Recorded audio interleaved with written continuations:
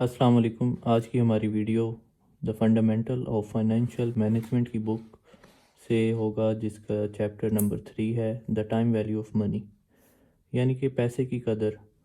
आज से हमारे पास है 1000 रुपया, और आज से 10 साल बाद उसकी क्या क्या वैल्यू होगी, और आज से 10 साल पहले उसकी क्या वैल्यू थी।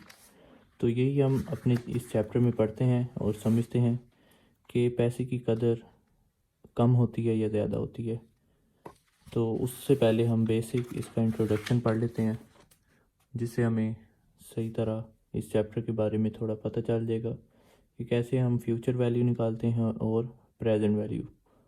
तो the time value of money, the difference in the value of money today and tomorrow is referred as a time value of money, यानी कि आज या कल पैसे की कदर में क्या डिफरेंस आएगा, इसे हम टाइम वैल्यू ऑफ मनी कहते हैं, जैसे कि मैंने आपको पहले भी बताया है। अब मिसाल से मैं समझाता हूँ कि एक आदमी है, वो आपसे 1000 रुपया उधार लेता है और वो आपको कहता है कि मैं आपको कल वापस कर दूंगा, और एक आदमी है जो कहता है कि 5 साल बाद वापस करूंगा। तो आप किस आदमी को 1000 रुपया देंगे? तो आप उसी को देंगे जो आपको कल ही पैसे वापस कर देगा। तो इसकी कुछ रीज़न्स होती हैं जिसकी बिना पर आप उस आदमी को नहीं देते जो 5 साल बाद आपको वापस करेगा। उसकी पहली रीज़न होती है रिस्क, यानी कि आपको ख़तरा होता है कि कल को कुछ हो गया या कोई मसला बन गया तो आपके पैसे डूब सकते हैं। दूसरे नंबर पर होता है इन्फ्लेशन।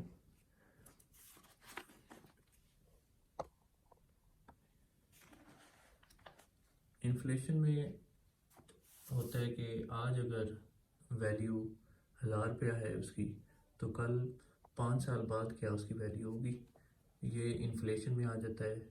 और उसके बाद इन्वेस्टमेंट ऑफ अपॉर्चुनिटीज़ होता है कि आपको वो आदमी कल को पैसे देगा तो आप उसे किसी जगह पे इन्वेस्ट भी कर सकते हैं।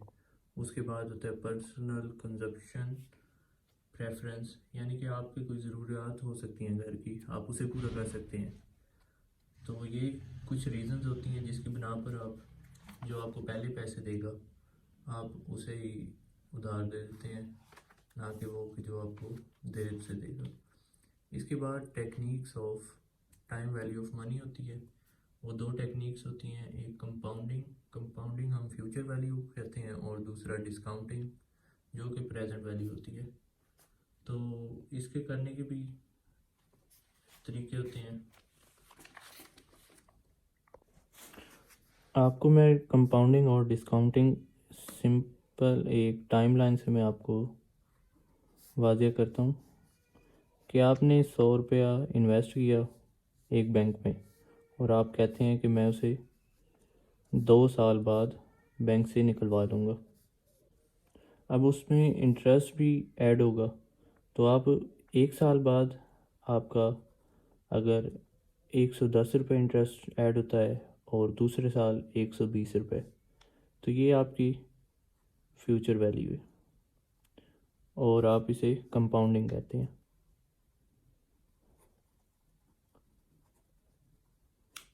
इसमें इंटरेस्ट प्लस होता है। इसी के साथ ही जब हम डिस्काउंटिंग पढ़ते हैं तो डिस्काउंटिंग इसका उलट होता है, यानी कि अगर आपने इंटरेस्ट इसमें ऐड किया है तो आप इसे माइनस करते जाएं, तो आपके पास ये 100 रुपये आएगा। ये डिस्काउंटिंग होता है और इसमें इंटरेस्ट माइनस होता है। इसी के साथ अगला हमारे पास आता है, सबसे पहले हमने पढ़ा था टाइम वैल्यू ऑफ मनी, उसके रीजंस पढ़े थे। फिर हमने टेक्निक्स पढ़ी थी, कंपाउंडिंग और डिस्काउंटिंग। उसके आगे है वैल्यूएशन कंसेप्ट, यानी कि इंटरेस्ट रेट कैसे लगता है। इसके भी दो पॉइंट होते हैं, एक सिंपल इंटरेस्ट और दूसरा कंपाउंड इंटरेस्ट। सिंपल इंटरेस्ट क्या होता है? सिंपल इंटरेस्ट एक टाइमलाइन से आपको मैं बताऊंगा कि अगर आपने एक बैंक में 1000 रुपये जमा करवाए हैं और 2 साल के लिए। तो पहले साल इंटरेस्ट जब उसके अंदर ऐड होगा, आप मिसाल के तौर पर 1010 रुपये ऐड हुए, तो अगले साल इस 1010 रुपये में इंटरेस्ट रेट नहीं ऐड होगा, वो 1000 में ऐड होगा। यानी कि अगर 1000 का इंटरेस्ट रेट है तो 1020 रुपये आपका बनेगा। ये हमारा सिंपल इंटरेस्ट में आता है। यानी कि 1000 में 10% हमने ऐड किया तो 1010 रुपये बने, और अगले साल फिर वो जब ऐड होगा तो 1020 रुपये होगा। अब हम कंपाउंड इंटरेस्ट पढ़ते हैं। कंपाउंड इंटरेस्ट, पहले इसकी डेफिनेशन हम देख लेते हैं। Interest that is earn on a given deposit and has become a part of principal at the end of specified time period. यानी कि वो प्रिंसिपल में ऐड होता जाता है। जैसे कि टाइमलाइन में हम देखते हैं, आपने 1000 रुपये जमा करवाए बैंक में, इंटरेस्ट के साथ अगले साल 1010 रुपये हुए, तो वो अगले साल इंटरेस्ट भी जमा होकर उस प्रिंसिपल के साथ, प्रिंसिपल वैल्यू के साथ इंटरेस्ट प्लस होगा, और अगले साल उसका इंटरेस्ट रेट निकलेगा, यानी कि 1010 रुपये का। आपको इन सिंपल इंटरेस्ट और कंपाउंड इंटरेस्ट में समझ आ गई होगी। उसके बाद हम पढ़ते हैं basic pattern of cash flow. इसको स्ट्रीम ऑफ कैश फ्लो भी कहते हैं हम। सबसे पहले तो हम पढ़ लेते हैं कैश फ्लो क्या होता है। कैश फ्लो यहाँ पे लिखा हुआ है, the total amount of money transferred into and out of business. यानी कि जो हमारे पास मनी है वो बिज़नेस से बाहर या अंदर जा रही है, उसे हम कैश फ्लो कहते हैं।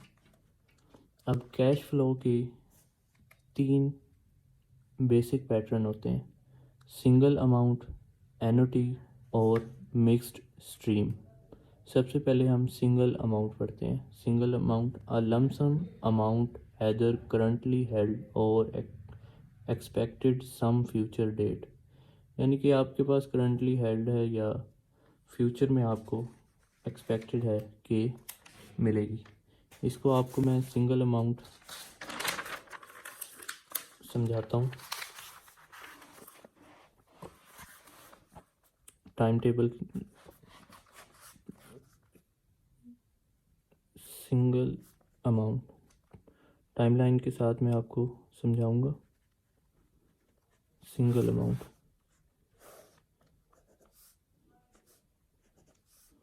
आपने बैंक में 1000 रुपये इन्वेस्ट किया और आपको 3 साल बाद आपने कुछ भी इन्वेस्ट नहीं किया।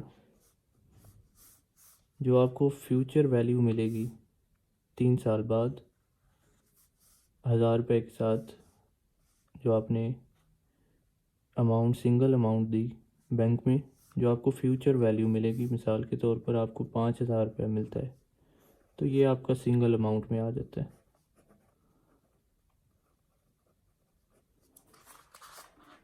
Single amount. इसी के साथ एन्युटी होता है। एन्युटी इसकी डेफिनेशन है, constant amount of cash flow for defined period of time. कि आपके पास पीरियड ऑफ टाइम भी डिफाइंड होता है और आपने constant amount of cash flow भी करना होता है इसमें। इसकी टाइमलाइन में आपको, जैसे कि सिंगल अमाउंट में आपने एक दफ़ा अमाउंट ऐड करवाई, और अब इसमें क्या होगा कि आप हर साल constant amount of cash flow करते हैं, और आपको एक टाइम पीरियड के मुताबिक आप पैसे देते हैं। ये आपके पास एन्युटी है। एन्युटी में 2 टाइप्स होते हैं, ऑर्डिनरी एन्युटी और एनोटी ड्यू। ऑर्डिनरी में होता है eight the end of the year और एनोटी ड्यू में होता है at the beginning of the year, यानी कि शुरू में साल के। अब मिक्स स्ट्रीम पढ़ते हैं। Unequal periodic stream of cash flow, इसका क्या मतलब है? जैसे कि आपने एनओटी में पढ़ा था कि constant amount of cash flow for defined period of time, यानी कि आपके पास डिफाइंड पीरियड ऑफ टाइम होता है और उसमें आप कांस्टेंट कैश फ्लो करते हैं। लेकिन इसमें क्या लिखा हुआ है? Unequal periodic stream of cash flow, यानी कि आप